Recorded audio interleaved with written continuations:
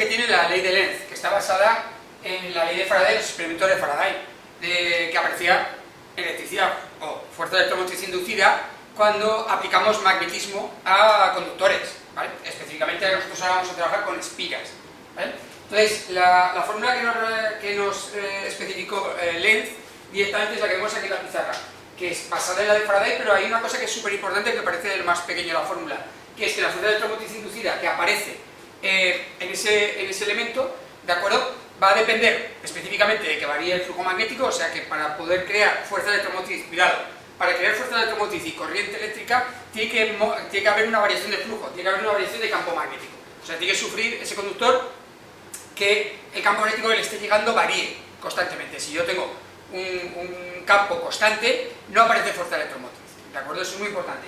Ya nos lo dijo Faraday, que en sus experimentos que yo tenía que mover el imán, o el imán tenía que ser variable para crear ese campo variable, porque en el momento en el cual el campo magnético era constante, no aparecía fuerza electromotriz. Pero sí que aparece una cosa muy importante en Lenz, que es esto que parece tan chiquitito, que es un signo menos. Este signo menos que nos da Lenz es súper importante, porque eso es la traducción matemática de una parte de su ley que es fundamental para conocer cómo responde, ¿vale?, esa corriente, cómo responde esa fuerza electromotriz a la variación del flujo. Ese menos me está indicando que es una oposición, ¿de acuerdo? O sea, ¿qué va a pasar? Vale, ya sabemos, es oposición a lo que está pasando. Oposición a lo que está pasando.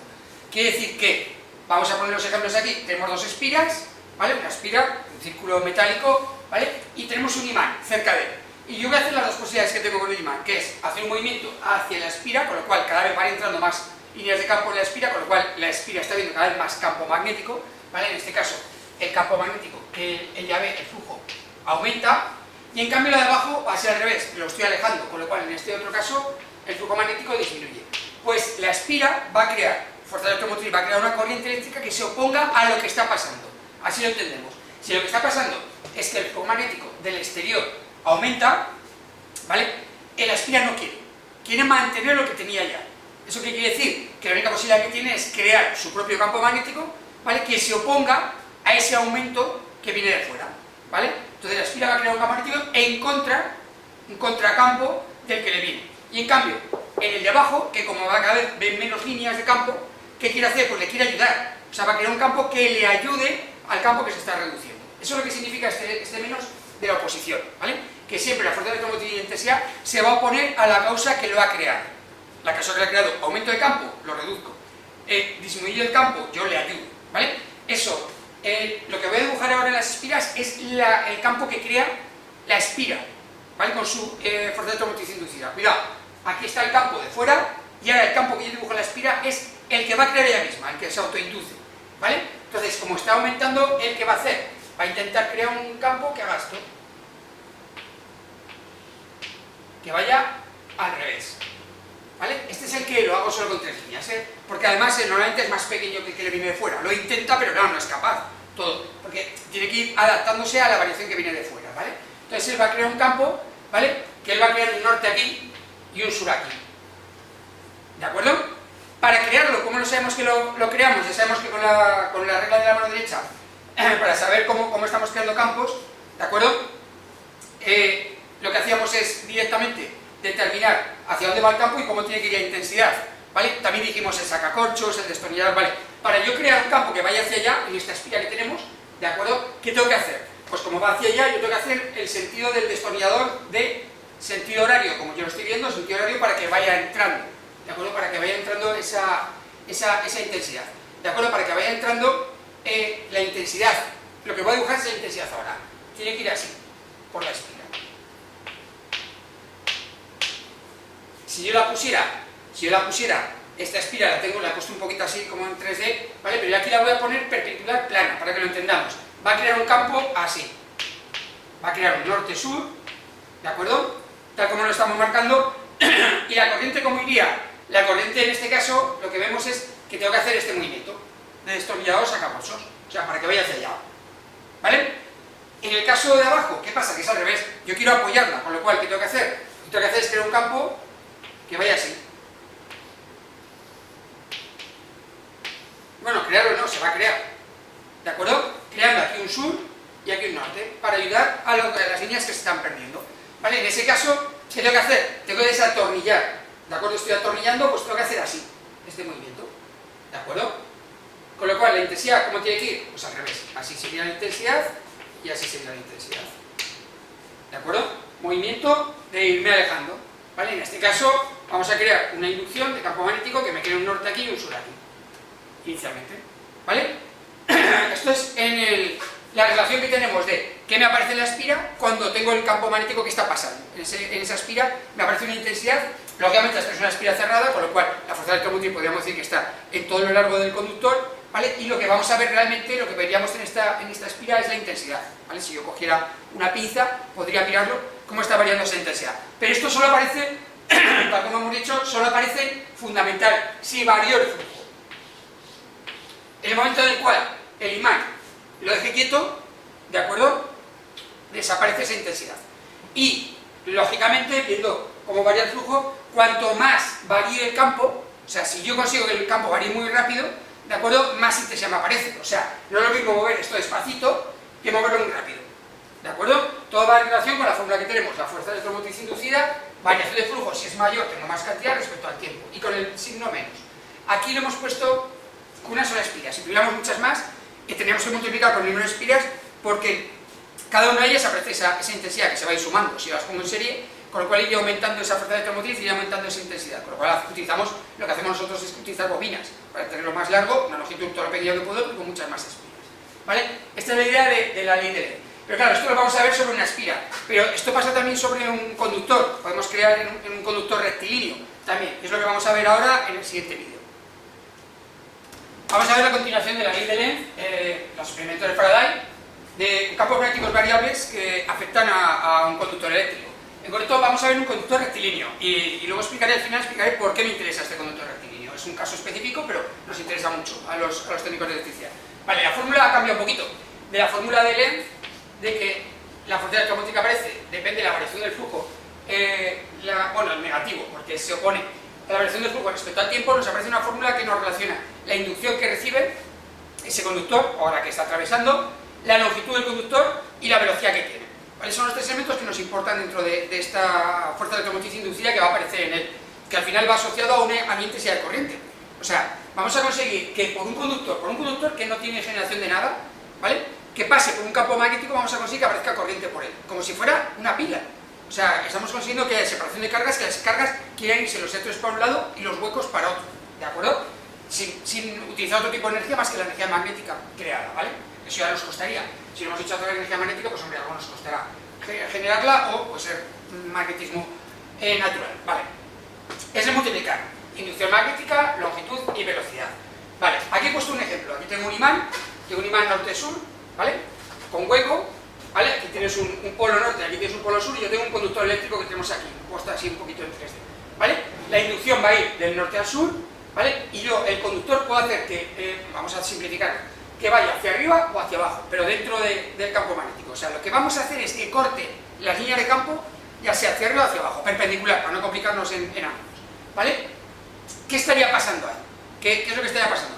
Para saber la dirección, bueno, tendríamos que ir con productos vectoriales, pero bueno, para simplificarnos tenemos una gran ayuda que es la regla de la mano derecha, ¿vale? La que tenemos aquí dibujada. Para generar electricidad, la regla de la mano derecha. Para comprobar fuerzas, es la regla de la mano izquierda, ¿vale?, en las máquinas eléctricas. La regla de la mano derecha, lo de siempre, cogemos los tres deditos, pulgar, índice y corazón, ¿vale?, y los ponemos a 90 grados cada uno. Primero, el pulgar y el índice como si fuera una pistola, y luego el corazón lo ponemos a 90 grados con respecto a los otros dos, de esta forma, ¿vale? Entonces tenemos que el pulgar va a ser la velocidad, el movimiento que está haciendo ese conductor, el índice la inducción, y el tercero, el corazón, es dónde va a ir la intensidad, ¿vale? Vamos a poner aquí el ejemplo. Vamos a coger el primero, el que va hacia arriba. Mano derecha, yo tengo que colocar la inducción que va para allá, ¿vale? La velocidad va hacia arriba, con lo cual, si os dais cuenta, la intensidad va hacia dentro de la pizarra, en mi caso. Esa sería esta intensidad, ¿vale? Tenemos aquí velocidad, inducción, ¿vale?, intensidad hacia adentro. Claro, tal como lo he puesto, ¿cómo iría la intensidad en este caso? En este caso la intensidad iría hacia allá. O sea, iría, ¿vale?, subiendo aquí. he puesto esta misma imagen, pero sacada en planta, ¿de acuerdo? Perdón, en plano lateral, una visión lateral, ¿de acuerdo? Sería este caso, en el cual aquí el conductor lo he puesto como un círculo, lo que veríamos. Si yo tengo el conductor hacia adentro, vería un pequeño círculo. Bueno, lo he puesto más grande para que se vea, ¿vale? Aquí está el círculo, la inducción, y este sería. Nosotros, para decir que la intensidad va hacia adentro, ¿qué hacemos? Haríamos como si disparamos una flecha. Si disparamos una flecha hacia adentro, ¿qué veríamos? Veríamos lo que son las aspas que tiene al final, ¿de acuerdo? De la flecha. Con lo cual, cuando marcamos esto así, estamos diciendo que la intensidad va hacia adentro, hacia la pizarra, ¿vale? Este sería el caso de la intensidad.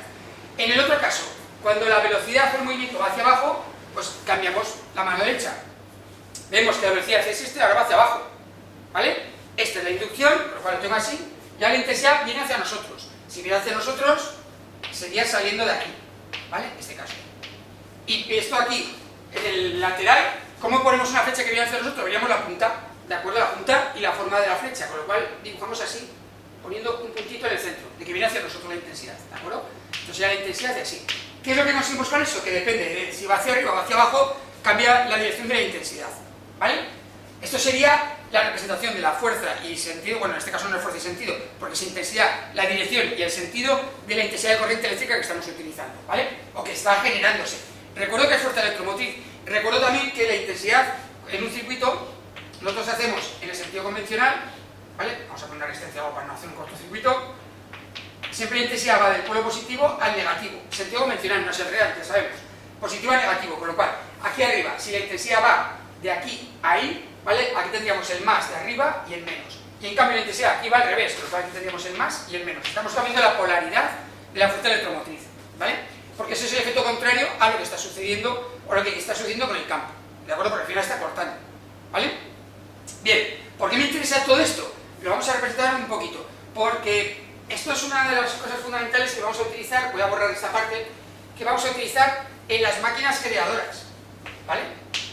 El problema que estos científicos ya sabían que podíamos obtener máquinas creadoras. Podíamos obtener energía eléctrica, ¿de acuerdo?, por campos magnéticos. Cuidado, cuando lo descubrieron, la única posibilidad que tenían ellos de conseguir electricidad para sus experimentos eran las pilas, o sea, energía química. Solo podías utilizar energía química para poder conseguir electricidad para hacer sus experimentos. En concreto, hace ya, pues eso, estamos hablando de más de 100 años, utilizaban unos grandes espacios donde tenían pilas directamente químicas para poder conseguir hacer la electricidad suficiente para hacer experimentos. Pero se dieron cuenta aquí que podían generar energía eléctrica sin necesidad de productos químicos, sino que simplemente con movimiento, si yo consigo un campo magnético potente y movimiento, ¿de acuerdo?, lo consigo. Pero claro, el problema que tenemos aquí, para conseguir energía eléctrica yo tengo que mover el conductor hacia arriba, hacia abajo. No voy a estar infinitamente para arriba, subiendo y bajando, haciendo así constantemente. Si yo quiero una intensidad constante, me gustaría que fuera, que lo pudiera hacer sin tener que hacer un desplazamiento muy largo, ¿vale? Entonces, esta idea del conductor rectilíneo que nos vino muy bien, les vino muy bien por una cosa, porque, lo explicaremos en el tema de máquinas eléctricas, pero les viene muy bien porque yo puedo crear un campo magnético norte-sur, y en lugar de colocar un elemento que vaya hacia arriba hacia abajo, lo que pongo es esto. Vamos a ver si me queda más o menos bien dibujado, ¿vale? Yo pongo como una U. Esa U lo pongo dentro de un eje, ¿de acuerdo?, que puede girar, ¿vale? Si yo lo puedo poner como un folio, que quedará más claro. Si yo meto, pensar no en el folio, pensar en los laterales del folio, solo los bordes del folio, que esto sea conductor y el folio hueco, ¿de acuerdo? Entonces yo aquí tengo ya dos conductores que lo que puedo hacer es meterlos dentro del campo magnético y en lugar de hacer esto, ¿vale?, lo que hago es girarlo. Y el efecto de girar ese conductor, ¿de acuerdo?, que a lo mejor con un bolígrafo lo vemos mejor, yo meto este conductor y en lugar de tener que hacer así, al estar unido a un eje, ¿de acuerdo?, le puedo hacer que haga así. El movimiento giratorio me viene muy bien porque sigue siendo corte de campos magnéticos, con lo cual genero electricidad.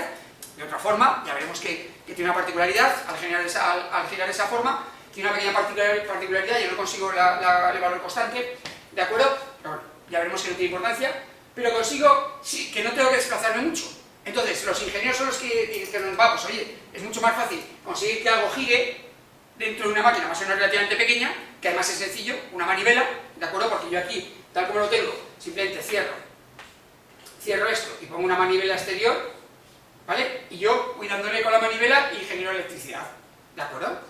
Entonces, puedo conseguir, luego el problema es sacarlo, ¿vale? Puedo conseguir electricidad de una forma sencilla con un elemento, un conductor rectilíneo que esté cortando líneas de campo, ¿de acuerdo? Es la idea base, por eso aparece esta fórmula con la ley de Lenz en vez de una espira, para las máquinas generadoras, en concreto la máquina universal, ¿vale? La máquina universal eléctrica, que es la que consigue siendo una máquina generadora y luego si queremos, pues que sea al revés, que sea una máquina simplemente de estilo motor, ¿vale? Que a través de energía eléctrica consigue el movimiento. Por eso es la idea básica de este conductor rectilíneo y la utilidad tan importante que tiene esta fórmula.